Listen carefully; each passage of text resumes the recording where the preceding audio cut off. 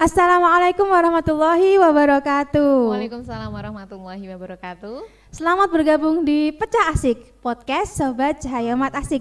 Di sini kita bisa ngobrol tentang berbagai macam topik yang informatif dan tentu saja asik. Oke, Sobat Pecah Asik, di podcast yang lalu kita sudah membahas kriteria ya, atau aspek-aspek dan apa yang ada di dalam aspek itu tentang tahapan psikologi perkembangan. Waktu itu kita membahas tentang tahapan kedua, yaitu usia 2-7 tahun yang dinamai dengan pra-operasional. Nah, sekarang kita akan masuk ke tahapan selanjutnya, yaitu usia 7-11 tahun. Nah, aspeknya masih sama. Kalau Sobat Podcast masih ingat, kita punya 4 aspek: motorik kasar, motorik halus, kemudian sosial mandiri, dan satu lagi aspek bahasa. Nah, untuk kali ini kita akan lanjut ke aspek selanjutnya. Tapi kita sapa lagi. Assalamualaikum Bu Nia. Waalaikumsalam Miss Hari. Walaupun masih hari yang sama dengan setting yang sama, tapi mau tidak mau kita harus potong menjadi 2 biar Sobat Podcast Asik semakin penasaran apa sih yang akan kita bicarakan selanjutnya. Oke, kita akan langsung masuki ke aspek tahapan aspek what is it perkembangan selanjutnya. Baik, terima silakan kasih Miss Hari. Ya, selamat pagi, siang, sore, malam, iya. Sobat Podcast ya. Pagi, siang, sore, malam, karena nontonnya bisa kapan saja ya. Kapan saja, di mana saja, ya kan? Tengah malam, dini hari, menjelang subuh, dan di mana saja pokoknya. di mana saja, di atas pohon, lagi mancing, lagi tiduran, bisa. Itulah enaknya di dunia maya. Jadi kita bisa kapanpun, dimanapun. Yes. Oke. Baik, selanjutnya Sobat Panen kemarin kita sudah belajar tentang pra-operasional tahapannya ya. Selanjutnya hari ini kita akan mengupas tuntas mungkin ya tahapan perkembangan.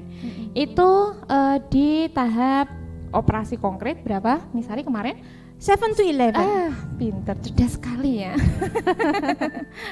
Nah, ini pencapaian utamanya apa? Ini perbaikan kemampuan berpikir logis. Kalau kemarin anak-anak itu baru belum bisa berpikir secara logis, sekarang perbaikan ya, belum yang berpikir logis secara tuntas, baru perbaikan. Gitu ya. Jadi baru perbaikan ya. Betul sekali. Benar logical berpikir. Betul, belum. Jadi jangan selalu menyalahkan anak ketika anak memang tidak sependapat dengan kita, karena kita berbeda. Karena kita masa usia gitu. ini. Nah, masuk gitu aja nggak tahu sih. Nah, itu yang sering. Sebelum ke sana lanjutkan dulu saja ya. Baik. Nah, ada berapa aspek kemarin? Misalnya, ada 4 aspek ya. Nah, yang pertama kita akan bahas tentang aspek motorik kasar ya. Yes, motorik kasar. Ini anak sudah lompat dan berdiri di atas satu kaki selama 10 detik atau lebih. Kalau kemarin hanya 5 detik, sekarang bisa sampai 10 detik. Bisa lompat tinggi, lompat tinggi. Biasanya anak usia 7-11 tahun itu kan masa sekolah SD ya. Guru olahraga bisa sering sekali lompat jauh. Guru olahraga itu jadi guru favorit. Nah, mengalami ya dulu misalnya disuruh lompat tinggi, ketinggian. Lompat tinggi. Lompat jauh. Kejauhan. Lompat kata. Malah kayak kucing gitu ya. Kayak kucing. Nah, itu seperti itu. Kemudian bisa memanjat atau bergelayut itu menggantung ya. Bergelayutan. Oh iya, anak kan suka sekali naik pohon ya. Atau misalnya kalau di Cahaya Umat SD itu emang ada disediakan apa itu namanya ini? Yang buat olahraga. Iya, itu anak-anak sering menggelayut, menggantung ya. Menggantungkan diri, bergelayutan, pokoknya itulah. Nah, memanjat, anak-anak juga kita jadi memanjat. Memang itu tahapannya aspek motorik kasar memang seperti itu. Kemudian berguling-guling. Kemudian menggunakan sepatu. Kalau menggunakan sepatu roda itu kan relatif ya. Kalau kita melihatnya kok iso. Awas, hati-hati. Tapi sebenarnya anak sudah mampu untuk 7-11 tahun sudah bisa gitu ya. Tanpa kita belajari. Kadang kan orang tua nggak bisa ya. Kalau saya sendiri aja, saya belum bisa pakai sepatu roda. Maksudnya tapi anak saya itu ketika kelas 1 SD itu sudah bisa tanpa saya harus mempelajari, tapi udah bisa sendiri, belajar sendiri. Nah, kayak sepeda mungkin ya? Kayak seperti belajar sepeda mungkin nanti ya? bisa dicoba ya. Nah, kemudian yang kedua aspek bahasa. Di sini mulai sudah biasa bicara secara lancar, kalimatnya sudah mulai kompleks, sudah tidak 1, 2, 3 sudah jelas. Sudah jelas. Kemudian menceritakan kembali cerita dari pengalaman. Makanya kalau misalnya sudah SD itu kan sering sekali ada pelajaran coba ceritakan pengalamanmu dan lain-lain, itu sudah mulai bercerita. Pantas saja kalau di kelas itu anak-anak suka sekali ngomong sendiri. Bukan ngomong sendiri sebenarnya ya, tapi memang itu merupakan bagian dari tahapan perkembangannya dari aspek bahasa. Dari aspek bahasa suka menceritakan pengalamannya itu ya. Betul. Lebih ya, itu karena memang ya. Nah, itu kemudian selanjutnya bisa menyimak percakapan orang lain. Jadi orang lain ngomong apa dia bisa menyimpulkan. Nah, bisa jadi guru bercerita dia bisa menyimpulkan, ya kan, bukan nguping gitu ya. Itu negatif sudah ya, menyimpulkan. Ya itu kemudian mengajukan pertanyaannya lebih kompleks. Biasanya anak-anak usia segini sangat kritis sekali Bunda. Jadi kalau misalnya ada pertanyaan misalnya Allah itu di mana? Kadang kan sering seperti itu ya. Kemudian Allah itu punya anak atau tidak, dari itu sangat kritis sekali. Atau kita lagi jalan itu kenapa bisa seperti ini? Kenapa bisa seperti itu? Itu kan. Jadi kita sebagai parent ya jangan kok tanya terus takon weh bocah iki. Jangan ya, itu memang dari si aspek bahasanya dari sisi perkembangannya memang seperti itu. Jadi kita harus lebih kalau misalnya pas kebetulan kita tidak tahu jawabannya, ya kita nanti ibu jawab ketika nanti kalau misalnya sudah sampai rumah atau seperti nanti kita cari jawaban kalau memang kita nggak tahu jawabannya. Nah, seperti itu. Kemudian bisa mengutarakan pendapat, menyatakan alasan, seperti itu sudah. Makanya anak-anak usia ini usia operasional konkret ini anak-anak sudah mulai diajak komunikasi. Misalnya ada salahmu apa, kemudian harus bagaimana, kemudian diajak diskusi, diajak komunikasi, itu bisa akan membangun dia lebih nyaman sama kita ketika nanti remajanya, lebih nyaman sama kita ketimbang sama orang lain. Nah, itu bisa ngeles ya anak seusia ini ya. Gimana? Bisa ngeles? Bisa. Dan itu ternyata bagian dari tahapan perkembangannya, karena dia sudah bisa mencari alasan gitu menyatakan pendapat tadi ya. Iya, menyatakan alasannya.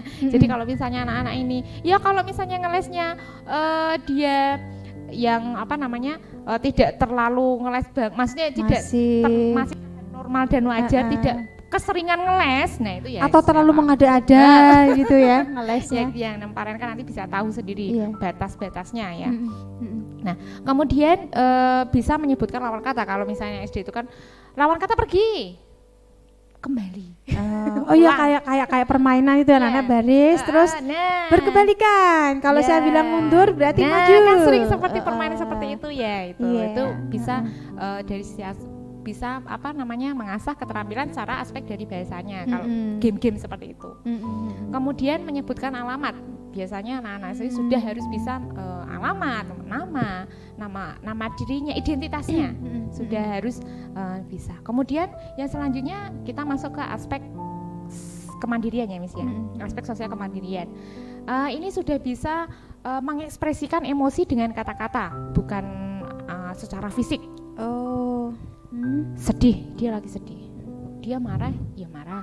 Dia bukan lagi aku lagi marah, aku lagi sedih. Dan anak-anak biasanya tiba-tiba misalnya pulang dari sekolah, terus tiba-tiba masuk kamar gitu ya. Ngabek, ya biarkan dulu.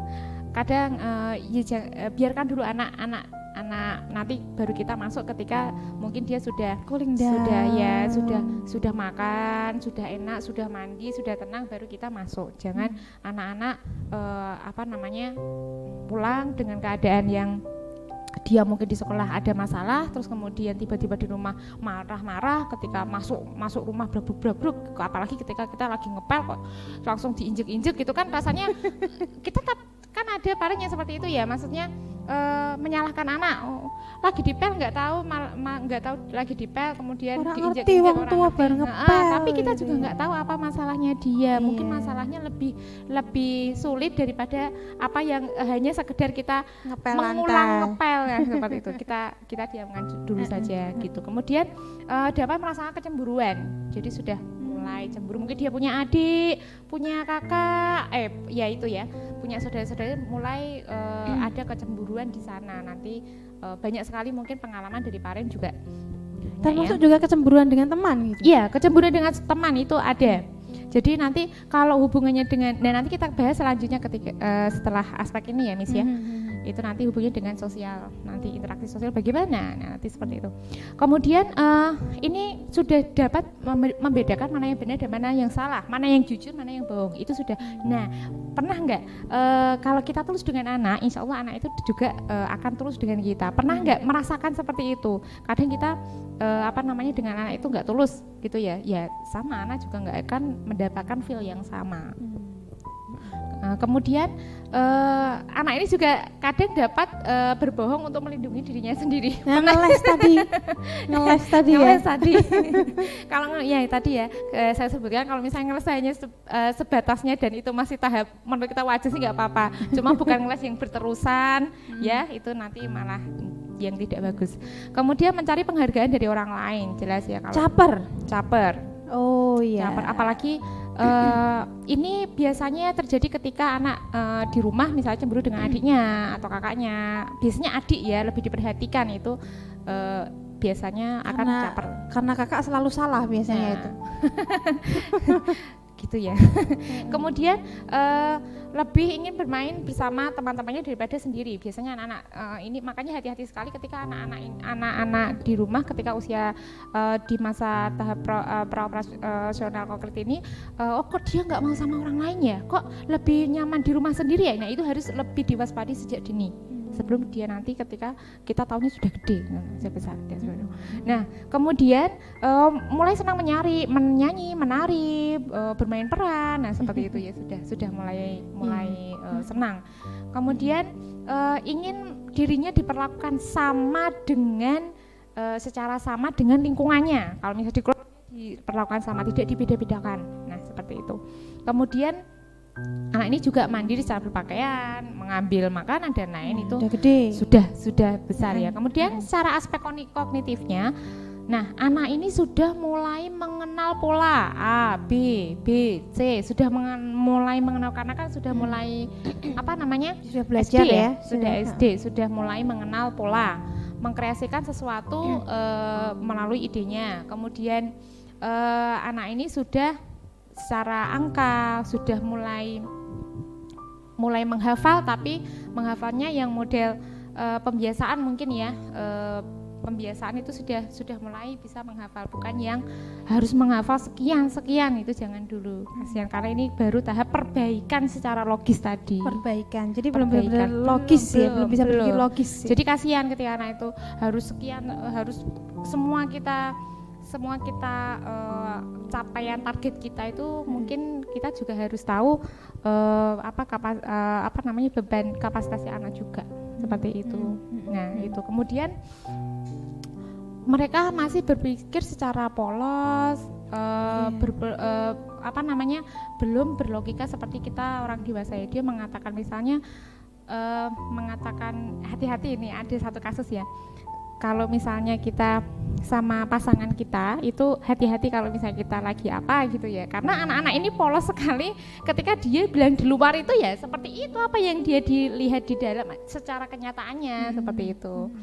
Nah, kemudian anak-anak ini lebih bisa paham konsep waktu, kemudian sebab dan akibat. Kalau dia melakukan ini, misalnya dia nakal, pasti dia nanti akan dihukum seperti itu, atau dia membuang sampah sembarangan, misalnya di sekolah dia pasti akan kena sanksi. Sudah mulai tahu sebab dan akibatnya. Sebab dan akibatnya juga berarti kalau tadi konsep waktu berarti dia sudah bisa paham jadwal gitu ya. Betul, sudah mulai bisa jam berapa itu sudah harus bisa usia 7 sampai 11 tahun begitu.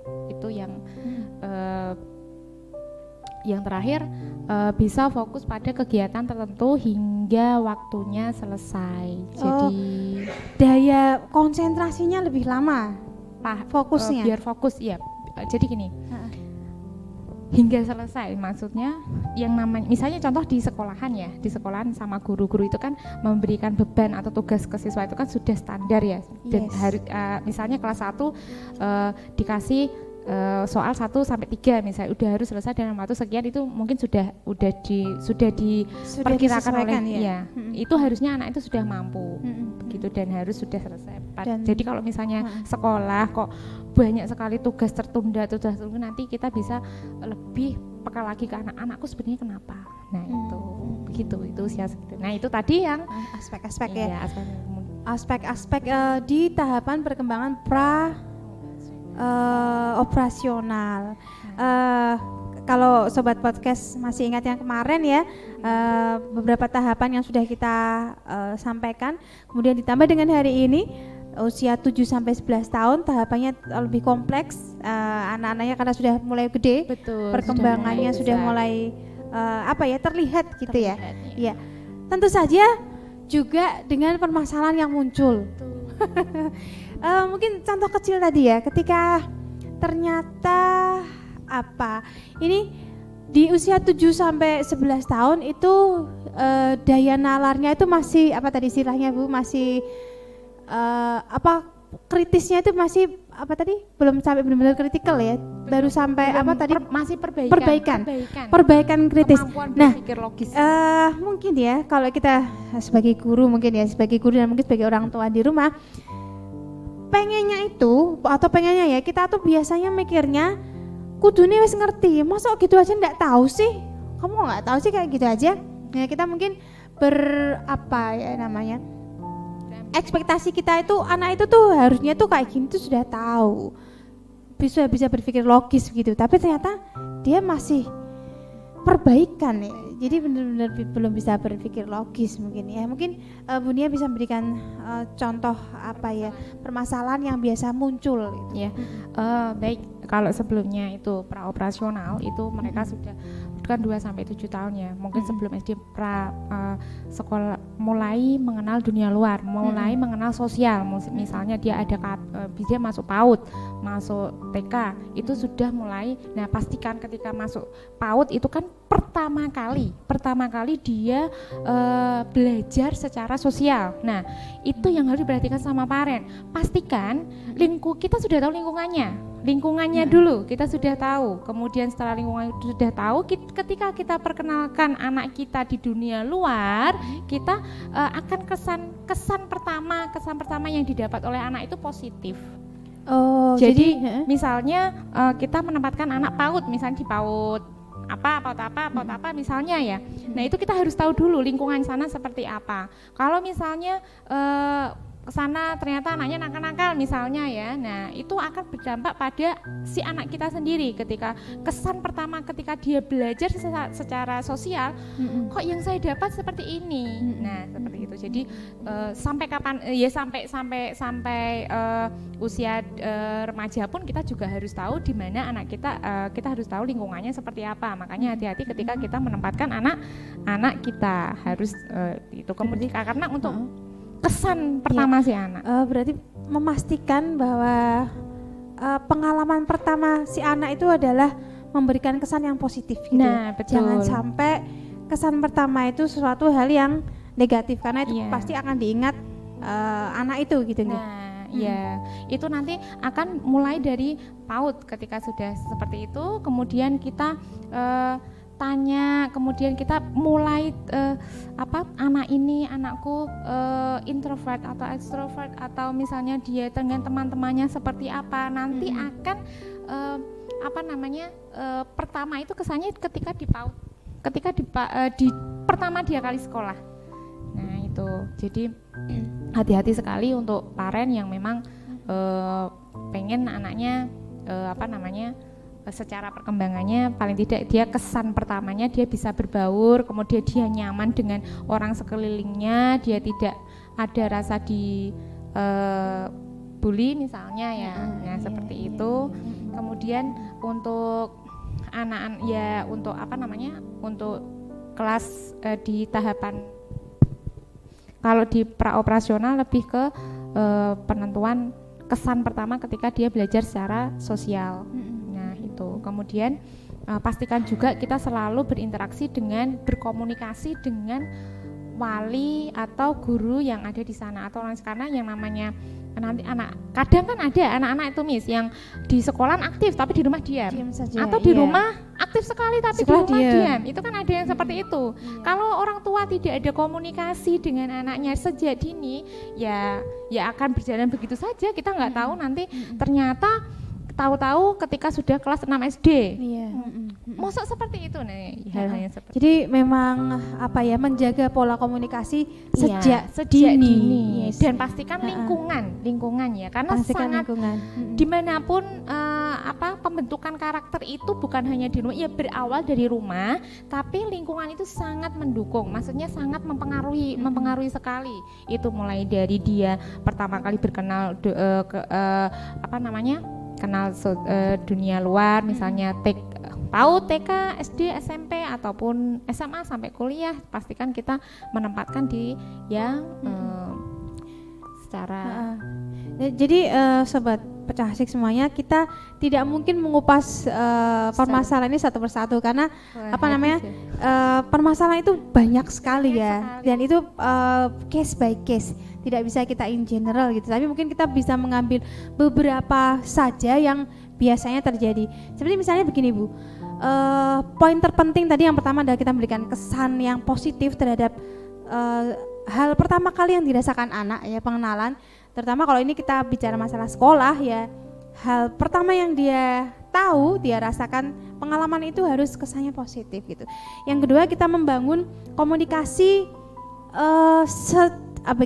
gimana ya, dengan pihak ketiga. Kemudian komunikasi dengan kita itu harus terbangun sejak dini. Jangan sampai anak itu ketika besar nanti dia menemukan lebih enak berkomunikasi dengan yang lain yang tidak seharusnya. Nah, tapi begini biasanya Bu, dan ini klise biasanya begini, untuk orang tua yang bekerja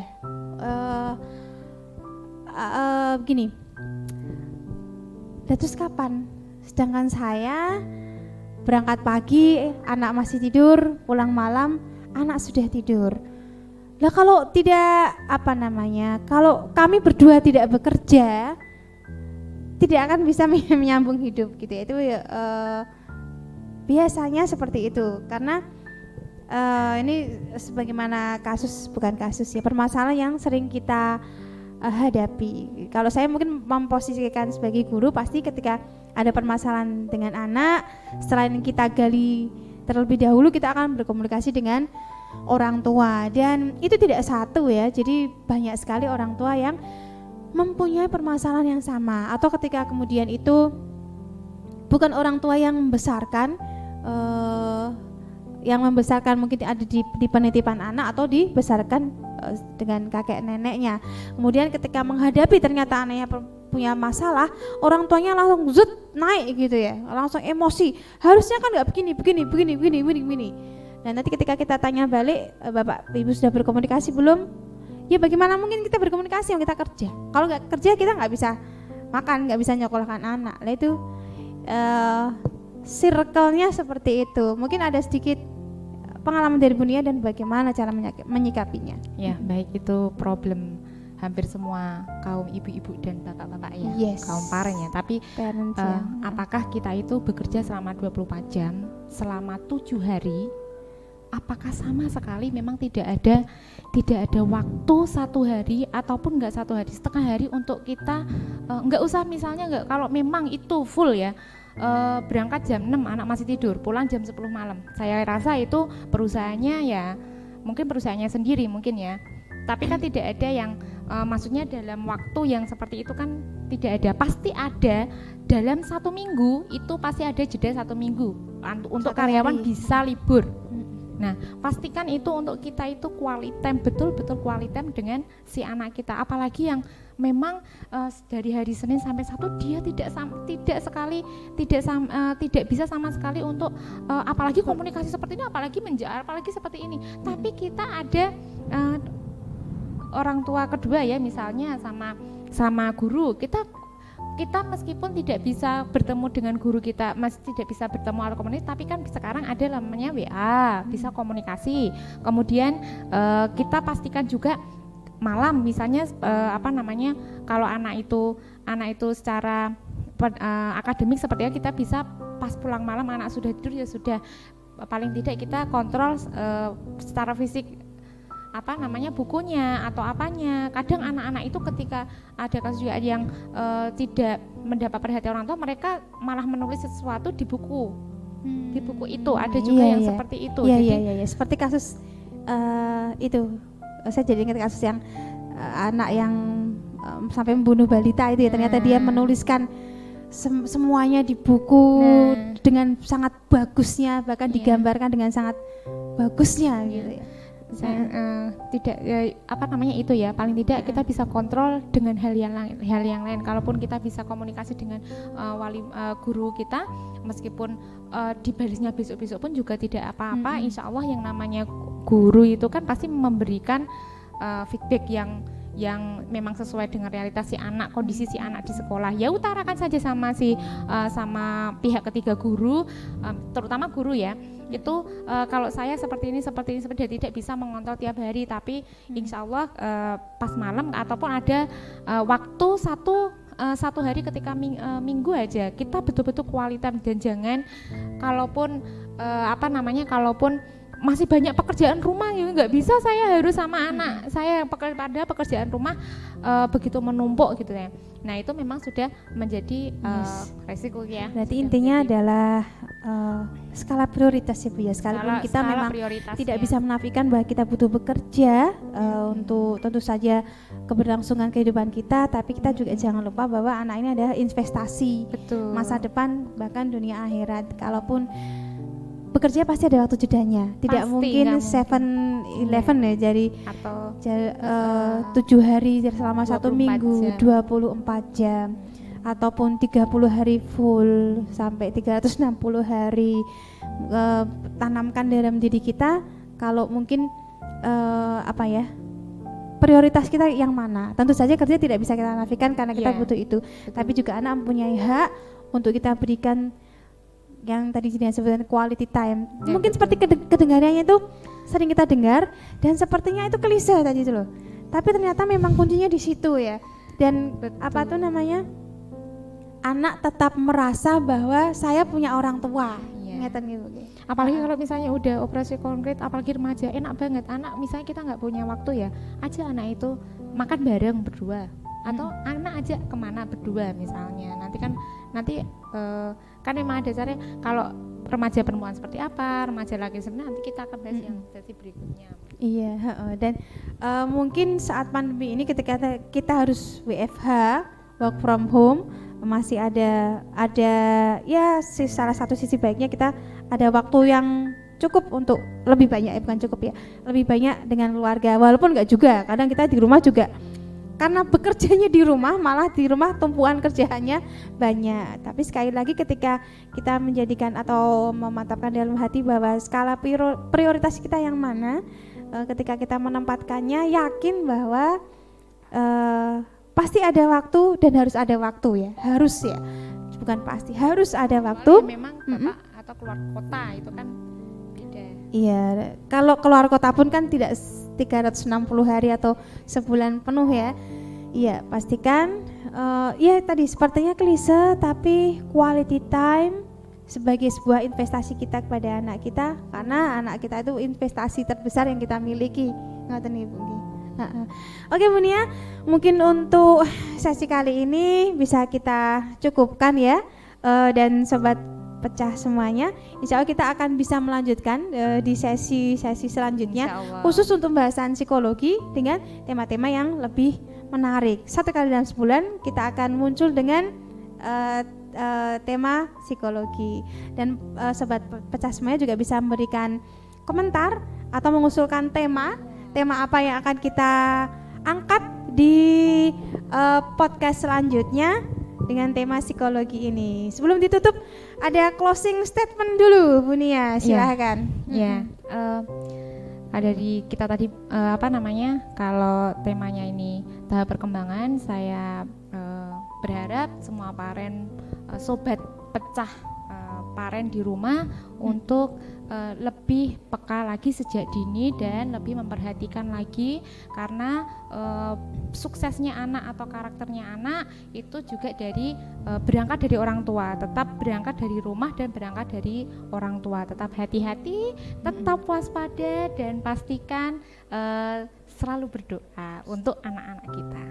Oke, terima kasih Bu Nia. Ya sobat pecah semuanya, tadi terakhir dari Bu Nia ya, kita tingkatkan kewaspadaan kita sejak dini, lebih sensitif, lebih peka lagi terhadap anak kita ya, menjadikannya prioritas utama, karena memang anak adalah investasi kita untuk masa depan. Oke, kita akhiri untuk pecah asik kali ini dengan tema psikologi, dan kita akan ketemu di podcast selanjutnya dengan tema-tema yang lebih menarik. So, stay tune, tetap rendah hati, tetap peduli, karena bumi ini bukan milik kita sendiri. Saya akhiri, Assalamualaikum warahmatullahi wabarakatuh. Waalaikumsalam warahmatullahi wabarakatuh.